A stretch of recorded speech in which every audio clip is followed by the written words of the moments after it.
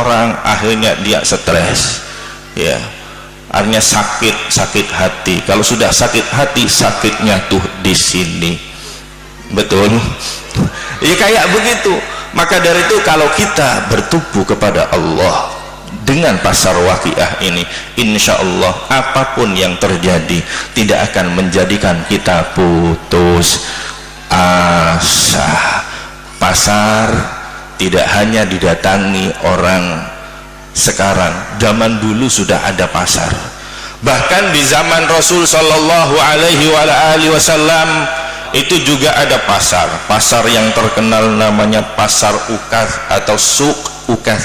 Bahkan Rasul pun juga datang ke pasar. Tidak hanya Rasul, semua utusan Allah itu datang ke pasar. Qala ta'ala wa ma arsalna qablaka minal mursalin illa innahum la ya'kuluna at-ta'am wa yamshuna fil aswaq. Tidaklah seorang utusan sebelummu kecuali mereka juga makan dan juga datang ke pasar. Artinya pasar ini tidak bisa lepas dari kehidupan manusia di dunia.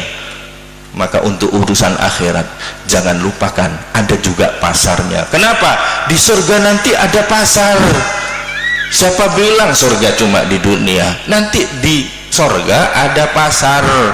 Di dalam hadis yang diriwayatkan oleh Imam Muslim, baginda Rasul sallallahu alaihi wasallam menjelaskan, inna fil jannati lasuqan ya'tuna ilaiha kulla jum'ah.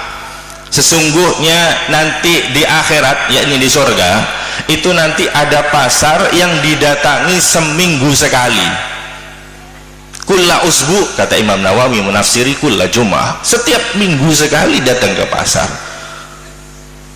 Anehnya pasar di sana, luar biasanya pasar di akhirat.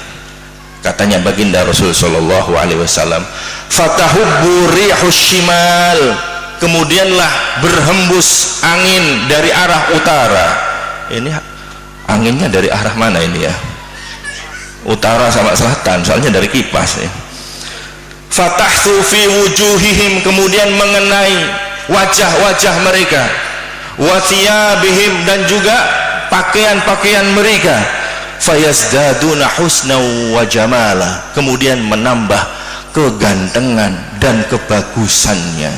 Sing ganteng tambah dadi ganteng, sing elek tambah dadi dadi ganteng, jadi ganteng. Nggak ada yang jelek kalau orang masuk surga. Kenapa? Sebelum masuk surga itu diraupi di telaga Kautsar, kemudian menjadi yang perempuan jadi cantik, yang laki-laki jadi ganteng. Jangankan masuk ke telaga Kautsar, masuk salon aja sudah beda. Kalau nggak percaya, coba nenek-nenek yang ada di Bedurungan masukkan ke salon. Iya, dapat 1 jam keluar langsung pangling putune. Emak nopo mbok? Mbah hidupnya malih ya, pangling. Bagaimana kalau sing maca ini gua malaikat cantik semua, datang ke pasar pulangnya jadi tambah cantik, datang ke pasar pulangnya jadi tambah ganteng. Niki pasar surga. Mudah-mudahan sepulang dari pasar waqiah niki sing ganteng-ganteng mulih tambah dadi ganteng nih, sing elek-elek dadi ganteng, sing ayu tambah dadu ayu deh. Amin Allahumma amin. Di pasar tempat bercengkrama, nggone jagongan. Kenapa orang di surga masih butuh pasar? Untuk bertemu dengan teman-teman lama. Karena bertemu dengan teman lama itu bisa menghilangkan gundah gulana. Sayyidina Umar bin Khattab radhiyallahu taala an, beliau mengatakan, liqaul ikhwan jala'ul ahzan. Bertemu dengan teman bisa menghilangkan gundah gulana di hati, bisa mengusir galau.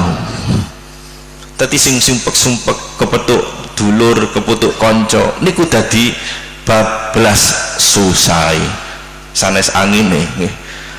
Seperti itu pula mudah-mudahan tatkala panjenengan berkumpul di majelis pasar Waqiah, Anda bertemu dengan tetangga, Anda bertemu dengan teman lama, Anda bertemu dengan andai tolan. Mudah-mudahan ini menjadi pelipur lara. Amin Allahumma amin. Apalagi ditambahi maca sholawat. Bulan Sya'ban adalah bulan sholawat. Karena apa? Perintah untuk membaca salawat turunnya pada bulan Sya'ban. Maka para ulama mengatakan kalau bulan Rajab adalah syahrul istighfar, maka bulan Sya'ban adalah syahrus salawat ala nabiyil mukhtar. Allahumma salli ala Muhammad. Satu saat dalam riwayat Tabrani, satu saat ada orang datang dari kalangan sahabat namanya Ubay bin Ka'ab. Disebutkan juga di dalam Al-Mustadrak Al-Sahihain yang ditulis oleh Al-Hakim. Ubay bin Ka'ab ini adalah salah seorang sahabat yang gemar-gemar bersalawat. Datang kepada baginda Rasul, ya Rasulullah, inni ukthirus salata alaika. Ya Rasul, saya sangat banyak sekali baca salawat kepada engkau. Fakam aja'lulaka salatan, maka seharusnya seberapa banyak saya baca salawat? Maka Rasul mengatakan, masyikta, sakarepmu. Katanya orang Pedurungan, up to you. Masyikta, terserah kamu. Ar-rubu ya Rasulullah, seperempat dari waktuku tak habisin untuk baca salawat. Masyikta, terserah kamu. Wa in zitta fa wa khairul lak, lek ditambahi ditambah saya. Ya Rasulullah, an-nisf, ya sudah separuh dari waktuku ya Rasul akan kuhabisin untuk baca salawat. Maka Rasul mengatakan masyikta, terserah kamu. Wa in zitta fa wa khairul lak, kalau memang ditambahi ditambah saya. Ya sudah ya Rasul, tak jadikan, tak tingkatkan lagi as-tsulusain, 2/3 ya Rasul, tak jadikan waktuku untuk baca salawat. Masyikta, terserah kamu. Wa in zitta fa huwa khairul lak, kalau ditambahi ditambah jos, tambah jos. Oh ya, ya sudah ya Rasul, saya akan jadikan semua waktu senggangku untuk baca sholawat. Apa jawaban baginda Rasul? Kali ini jawabannya Rasul beda dengan yang tadi. Baginda Rasul kemudian mengatakan, izan tukfahamuk, kalau engkau banyak-banyak membaca salawat, seluruh waktumu kau habisin untuk baca salawat, tukfahamuk, susah-susahmu ditanggung Gusti Allah. Susah-susahmu bakal diilangin sama Gusti Allah. Saya tanya, ada nggak yang susah di sini? Ada yang susah? Banyak. Saya ingin tahu mana orangnya. Nggak datang ya? Ini orang bahagia semua. Amin Allahumma amin. Nggak datang orangnya karena susah. Karena insya Allah yang datang ke majelis ini insya Allah bablas susah. Amin Allahumma. Kemudian yang tidak kalah penting yang kedua, kata baginda Rasul, wa yukfar laka dzambuk, dan dosa-dosamu diampuni oleh Allah. Kalau saya lihat semangatnya panjenengan untuk baca salawat, salawat dikumandangkan, salawat didendangkan dengan alunan irama yang begitu merdu dan syahdu dari teman-teman kita Ahbabul Mustafa, luar biasa. Mudah-mudahan dengan semangat itu pula kita semuanya yang lagi punya dosa-dosanya kita semua dihapus oleh Allah, diampuni oleh Allah, sehingga kapanpun kita dipanggil oleh Allah dalam keadaan suci, bersih, tidak punya noda dosa sama sekali. Amin Allahumma amin.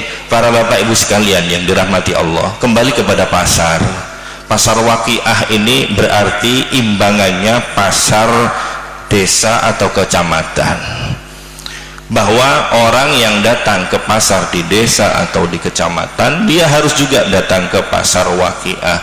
Ini mengingatkan kepada kita bahwa menungso niku terdiri dari 2 unsur. Pinten Bu? Berapa Pak?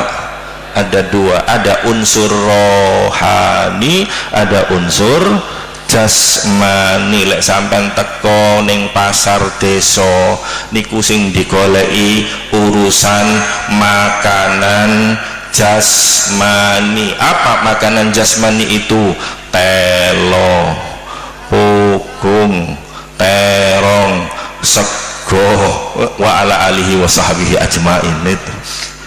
Tapi tatkala Anda datang ke pasar Waqiah, maka hidangannya adalah hidangan rohani. Ingat, orang sekarang banyak yang mementingkan tatkala dia tidak makan jasmaninya ribut, tapi begitu rohaninya nggak dikasih makan, santai-santai saja. Akibatnya apa? Tatkala kena masalah niki gampang mutung, mengatasi masalah tanpa masalah, bunuh diri. Na'udzubillah. Maka mudah-mudahan kita semua sing ahli pasar Waqiah diberikan ketentraman oleh Allah Subhanahu wa taala. Amin Allahumma amin. Berbicara tentang pasar, berbicara tentang jual beli. Yang jual beli bukan hanya kita, Allah Subhanahu wa taala berjual beli, bertransaksi kepada kita. Bahkan sebetulnya di pasar Waqiah itu adalah tempat transaksi kita sama Allah Subhanahu wa ta'ala. Innallaha ashtara minal mu'minina anfusahum wa amwalahum bi anna lahumul jannah. Sesungguhnya Allah telah membeli dari kaum mukminin anfusahum, jiwanya, wa amwalahum, harta-hartanya, bi anna lahumul jannah, dibarter, dibayar dengan surga. Anda yang menyempatkan diri datang ke majelis pasar Waqiah, insya Allah dibarter oleh Allah dengan surga. Amin Allahumma amin. Yang terakhir, para rawuh ingkang mulya, pasar Waqiah ini supaya kita ingat bahwa kebahagiaan kita di dalam hidup di dunia ini tidak hanya terpaku bertopang kepada materi. Apa Bu? Materi. Orang bahagia itu tidak hanya terpaku kepada uang. Bener apa boten? Orang yang tidak punya uang, dia mesti mengatakan, kalau aku punya uang banyak, aku mesti bahagia. Tapi tatkala orang itu sudah punya uang banyak, dia akan membuktikan bahwa kebahagiaan tidak bisa dibeli dengan materi. Betul apa betul? Saya tanya itu. Kalau Anda gak percaya, sampean kan delok TV, ningali TV. Di TV itu coba yang ditangkap KPK, saya tanya, itu orang kaya apa orang miskin? Orang kaya apa orang kismin? Orang kaya, duitnya miliaran, ratusan miliar. Loh, kok masih korupsi? Berarti masih kurang. Kenapa kok masih kurang?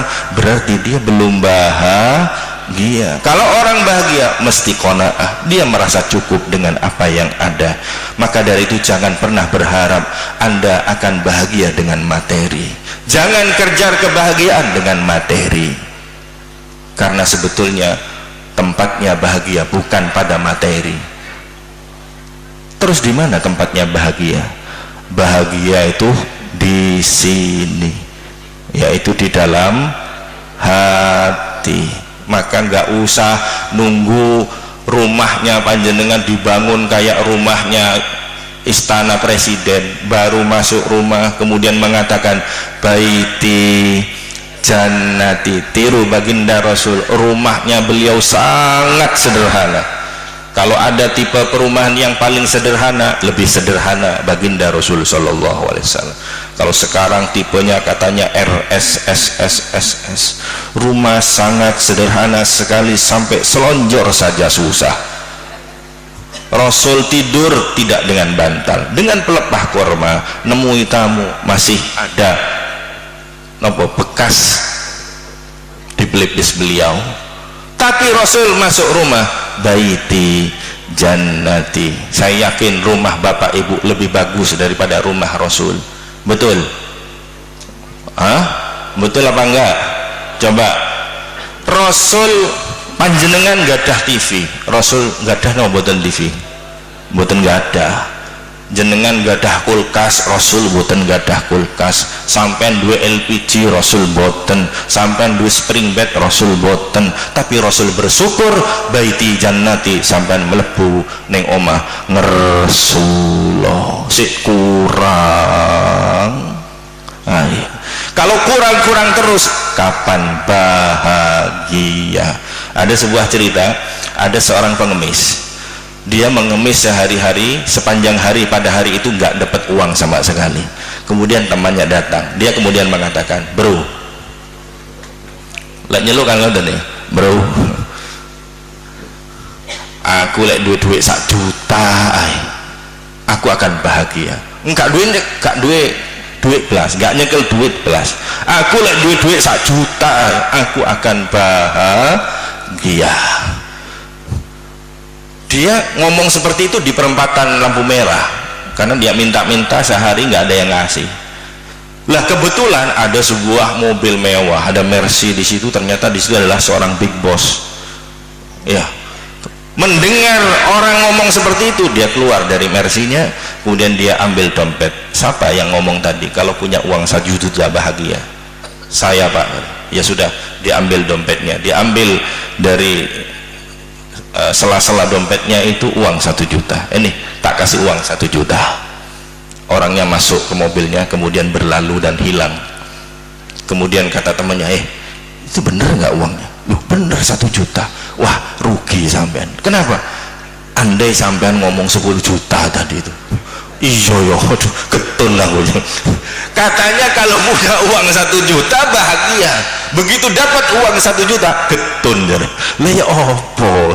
Iku jenenge donya. Maka sekali lagi jangan pernah menggantungkan kebahagiaan kepada harta dan materi. Innal ghinan nafsi, sesungguhnya hakikat kekayaan sebetulnya kekayaan yang terletak di dalam hati. Sebagai penutup, ada sebuah kisah seorang petani tua bersama dengan istrinya, bersama dengan anaknya naik sepeda panjang. Lek nggone Malang niku sepeda unta, sepeda ontel. Lek mriki napa Semarang? Saming ya, wah, numpak nih. Kemudian begitu ada taman di situ, bagus tamannya seperti di alun-alun. Sepedanya diparkir, sepeda butut, sepeda yang sudah tua, lebih tua daripada orang yang naik, ya, diparkir. Kemudian orangnya turun. Orang yang separuh baya ini bapak sama ibu duduk berdampingan. Kemudian anaknya lari ke sana kemari sambil bawa bola. Ada seorang kaya lihat dari kejauhan, wah, siapa orang itu? Saya tertarik melihat orang itu. Saya lihat kok dia senyum-senyum. Jam segini banyak orang yang masih kerja sibuk dengan urusan dunia, tapi dia sudah enjoy, menikmati kehidupannya. Betapa bahagianya orang itu. Didatangilah oleh orang kaya ini. Assalamualaikum. Waalaikumsalam. Bapak, boleh nggak saya kenalan? Boleh saja. Kenapa? Saya mau tanya, apa profesi bapak? Petani mengatakan, aku seorang petani kangkung. Tadi nanam kangkung, kemudian setiap pagi disetor ke pasar. Penghasilan bapak berapa ya? Maaf, kata. Saya setiap hari setor itu 30 ikat ke pasar. 30 ikat. Satu ikatnya 500 rupiah. Berarti penghasilannya berapa? 15.000. 15.000 saja. Iya, 15.000. Memang kenapa? Orang kaya kemudian mengatakan, bapak kok nggak ngajukan kredit ke bank? Sekarang kan ada program KUR, kredit usaha rakyat. Eman loh Pak sampean. Loh, terus buat apa saya kredit? Loh, buat modal Anda bertani dan berdagang. Kalau Anda punya modal besar, nanti sampean setor ke pasar itu bukan lagi 30 ikat, boleh jadi 3.000 ikat, 30.000 ikat. Petaninya ngomong, terus kalau memang 3.000 ikat buat apa? Lo uangnya sampean banyak Pak. Lo terus kalau banyak buat apa? Kalau banyak uangnya berarti sampean bahagia.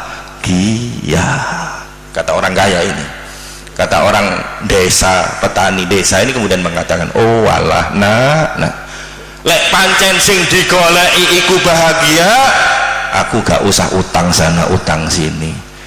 Saiki iki lho, saiki iki aku jauh bahagia kok. Hari ini, per hari ini dengan 15.000 aku sudah bahagia. Terus ngapain susah-susah kalau sudah dapat bahagia?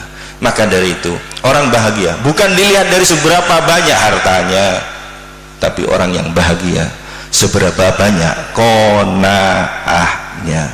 Maka dengan membaca Waqiah, insya Allah hati kita dibuka menjadi qanaah, sehingga harta sedikit banyak yang kita terima dari Allah semuanya akan menjadi barokah. Dan kalau sudah barokah itu ziyadatul khair. Kalau memang sedikit rasanya banyak, kalau banyak bermanfaat tidak hanya kepada diri sendiri bahkan kepada orang lainnya. Kalau sudah banyak dan barokah, insya Allah rezekinya akan menenteramkan hati. Amin Allahumma. Mudah-mudahan rezeki kita semuanya, kalau panjenengan sami terutama yang sergep meniki jamaah pasar Waqiah, mudah-mudahan menjadi rezeki yang halal, rezeki yang barokah, rezeki yang dengannya kita akan mendapatkan ridho dari Allah Subhanahu wa ta'ala. Itu saja yang dapat saya sampaikan. Saya lihat jamaah yang dari Malang kait teko perjalanan jauh wis kesel kalau rupane wisan niku ketekuk kabeh ngoten niku. Mantun ngeten melanjutkan lagi perjalanan yang jauh lagi. Mudah-mudahan capek-capek panjenengan ini semuanya dapat mengurangi azabnya nanti di akhirat, karena disabdakan oleh baginda Rasul, as-safaru qit'atun minal azab. Safar, perjalanan itu adalah secuil bagian dari azabnya Allah. Maka Anda semakin capek gak usah mengeluh, karena itu berarti jatah azab Anda dikurangi sampai habis, sehingga tatkala nanti mati langsung nggak mampir ke neraka, langsung ke surga. Amin Allahumma amin. Dan saya alhamdulillah datang kemari juga mengucapkan terima kasih kepada Bapak Ustadz Yono ini yang menjadi